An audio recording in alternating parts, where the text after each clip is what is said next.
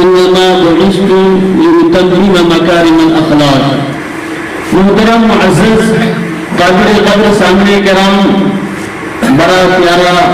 مجمع ہے اور ماشاءاللہ پڑھے لکھے لوگوں کی اس میں شرکت ہے. ہم سب جانتے ہیں کہ ہمارے نبی کریم صلی اللہ علیہ وسلم آخری رسول ہیں اور آخری نبی ہیں. اللہ تبارک و تعالیٰ کی کتاب کا سلسلہ اور وحی کا سلسلہ جناب محمد رسول اللہ صلی اللہ علیہ وسلم پر ختم ہو جاتا ہے. جہاں آپ صلی اللہ علیہ وسلم کی فضیلت ہے، برتری ہے، اونچا مقام ہے، اونچا منصب ہے، وہیں آپ صلی اللہ علیہ وسلم کی تعلیمات بھی پوری تعلیمات پر، دنیا کے اندر جتنی تعلیمات ہیں یا جن نبیوں کو، جن رسولوں کو جو کتاب دی گئی اور اللہ تبارک و تعالیٰ کی طرف سے جو وحی عطا کی گئی، تمام کا خلاصہ، لب لباب اور تمام محاسن اور خوبیاں نبی کریم صلی اللہ علیہ وسلم کی تعلیمات میں ہیں، نبی کریم صلی اللہ علیہ وسلم کی زندگی میں ہے. آپ صلی اللہ علیہ وسلم کی تعلیمات، آپ صلی اللہ علیہ وسلم کی زندگی، آپ صلی اللہ علیہ وسلم کے اخلاق، آپ صلی اللہ علیہ وسلم کا کردار، آپ صلی اللہ علیہ وسلم کا اسوہ حسنہ مکمل ہے. اور تمام پڑھے لکھوں نے، سمجھداروں نے اس کو تسلیم کیا ہے، منوان مانا ہے، اس سے انکار نہیں کر سکتے. چاہے ہمارے برادران وطن میں غیر مسلم ہو یا پھر کہے کہ عیسائی اور کرسچن ہو یا جو لوگ ہو، سب نے اس کو تسلیم کیا ہے، مانا ہے. اہل یورپ نے دیکھا کہ مسلمانوں کی تعداد روز بروز بڑھ رہی ہے اور مسلمان پھیلتے جا رہے ہیں. انہوں نے پروپیگنڈا شروع کیا، اسلام کے خلاف سازش شروع کی اور مستشرقین کی ایک جماعت تیار کیا، جو جماعت کا کام ہی یہی تھا کہ رات دن وہ قرآن کریم میں محنت کرے، ڈوبے رہے اور قرآن کریم کے خلاف پروپیگنڈا کرے اور لوگوں کو جو بات آسانی سے سمجھ نہیں آتی ہے تو اس پر اعتراضات کرے، آپ صلی اللہ علیہ وسلم کی تعلیمات پر اعتراضات کرے. یہی ان کا منشا تھا. اس کے لیے انہوں نے لاکھوں پمپلیٹ چھاپے، اس کو شائع کیا، اس کی نشر و اشاعت کی اور ایسے ایسے انہوں نے اسکالر اور مفکرین پیدا کیے جو اسلام کے خلاف سازش کیے اور جو بھولے بھالے مسلمان تھے یا اسلام سے قریب تر جو غیر مسلم تھے، اسلام قبول کرنا چاہتے تھے، ان کے ذہنوں میں، ان کے دماغوں میں شکوک و شبہات ڈالا گیا اسلام سے دور کرنے کے لیے.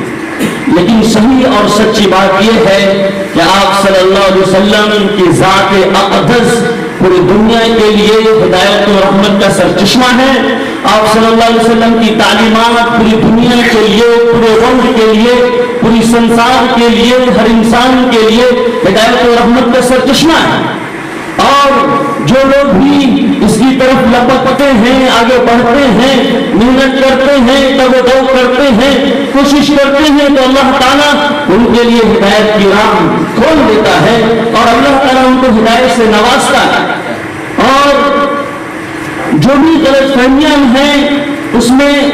90% ہم لوگ جو نام کے مسلمان ہیں، نقلی مسلمان ہیں، اصلی مسلمان نہیں ہیں، ہمارے اور آپ کی کمی ہے. اس کی وجہ یہ ہے کہ جو ہمارے برادران وطن ہیں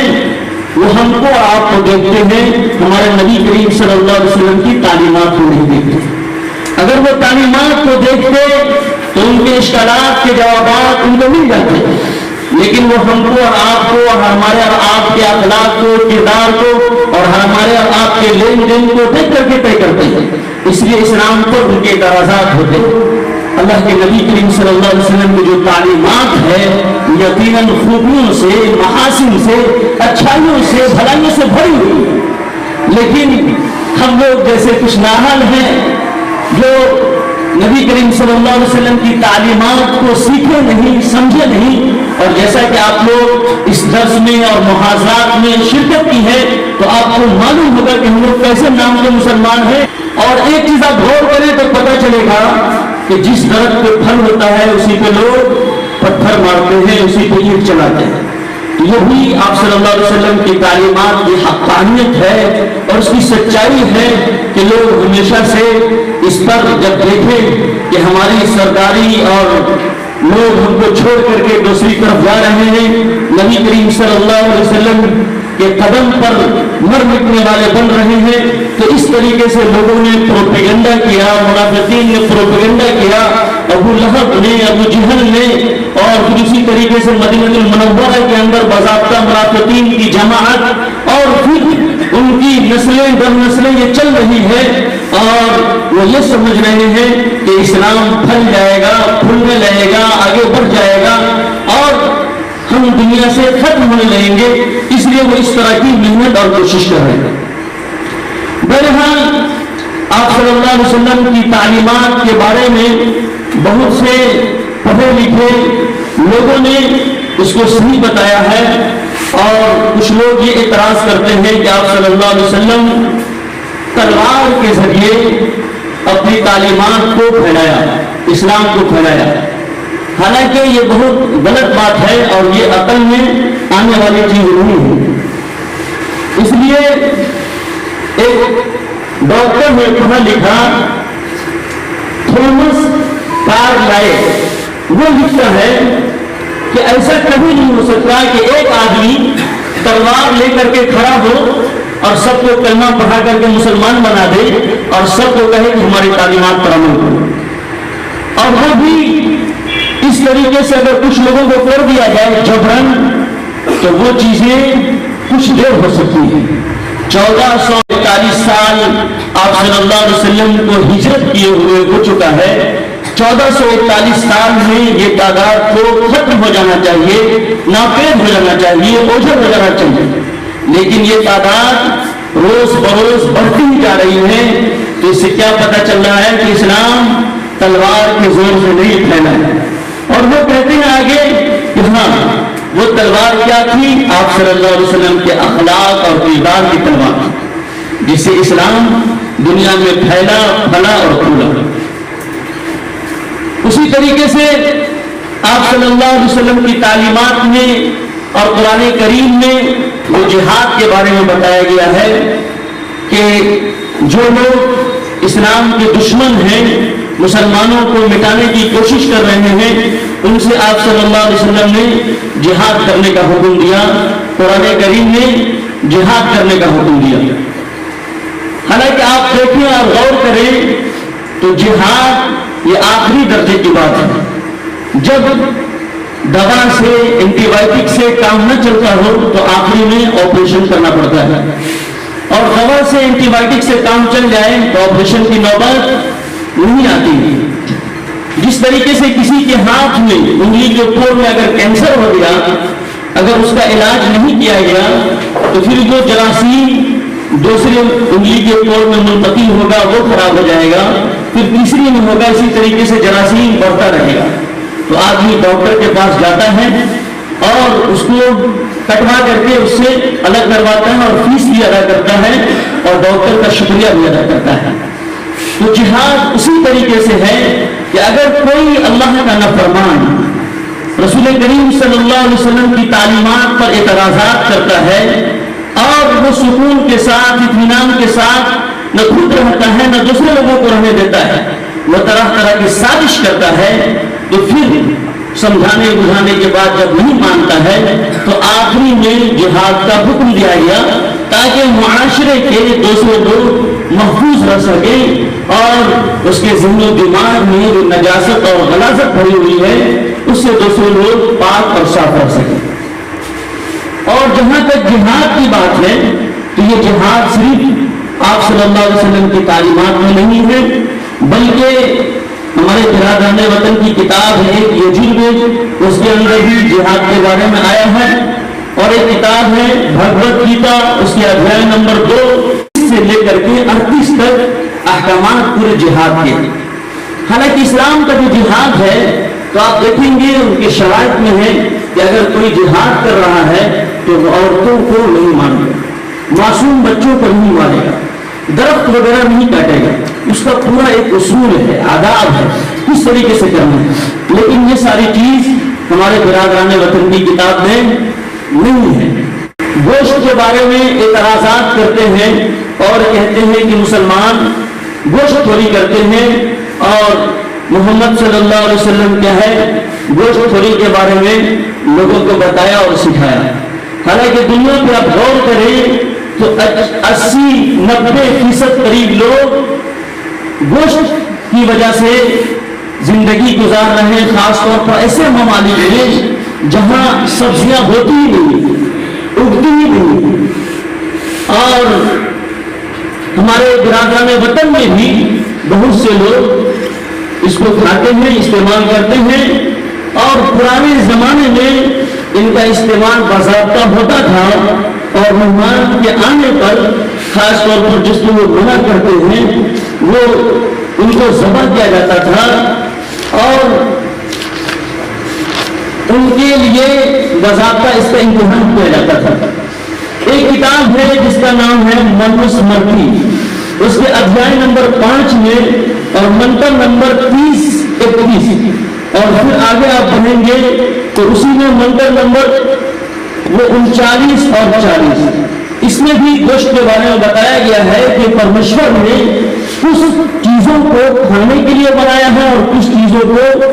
کھائے جانے کے لیے بنایا ہے، یعنی ایک کو دوسرے کی غذا بنایا ہے۔ ایک راجا گزرا ہے، راجا رنتی دیو۔ راجا رنتی دیو یہ بڑا راجا تھا، ان کے پاس جب مہمان وغیرہ آتے تھے اور کثرت سے آتے تھے تو یہ لوگوں کے لیے گوشت کا انتظام کیا کرتے تھے، کیونکہ سالن کا اور سبزی کا جو سردار ہے وہ گوشت ہے، تو روزانہ 2000 گائے اور 2000 دوسرے جانور وہاں ذبح کیے جاتے تھے۔ کتاب کا نام ہے the history of Indian culture, صفحہ نمبر 589 کے اندر یہ چیزیں موجود ہیں، اور بھی بہت ساری چیزیں ہیں۔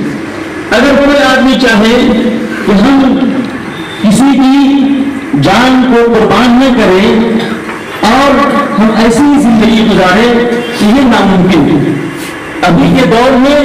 سائنس ترقی کر چکا ہے، امریکہ میں ایک مشین ایجاد کی گئی ہے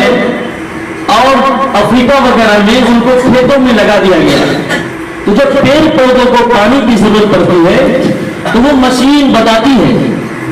کہ مجھے پانی کی ضرورت ہے اور اس کی ضرورت کو پوری کی جاتی ہے، تو وہ مشین بھی چلاتی ہے، بولتی ہے اور اپنی ضرورت اس کے ذریعے کیا ہے کہ وہ پیڑ پودا مشین کے ذریعے انسانوں کو بتاتا ہے۔ اعتراض کرنے والے کہتے ہیں کہ چونکہ پیڑ پودے میں گھاس میں 2 چیزیں انسان کے مقابلے میں کم ہوتی ہیں، جانور کے اندر 2 چیزیں پیڑ پودوں کے مقابلے میں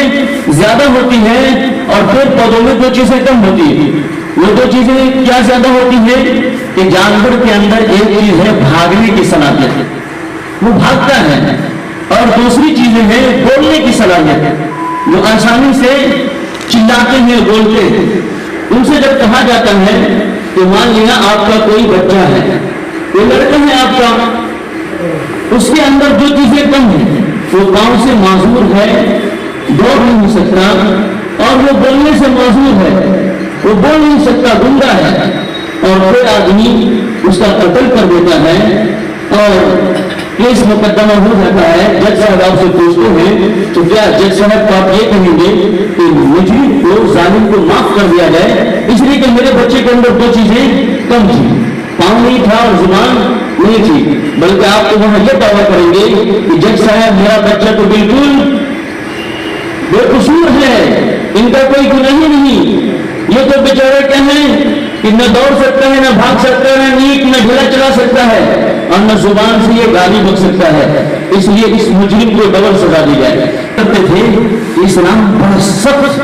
اس کے اندر جبر ہے، تو آپ کو کیسے؟ تو کہا کہ اگر کوئی آدمی چوری کر لیتا ہے